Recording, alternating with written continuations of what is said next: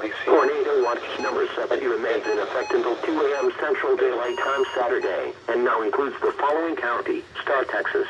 Remember, a tornado watch means that conditions are favorable for the development of severe weather, including tornadoes, large hail and damaging winds, and close to the watch area. While severe weather may not be imminent, persons should remain alert for rapidly changing weather conditions and listen for later statements and possible warnings. Stay tuned to NOAA Weather Radio, commercial radio and television outlets, or internet sources for the latest severe weather information.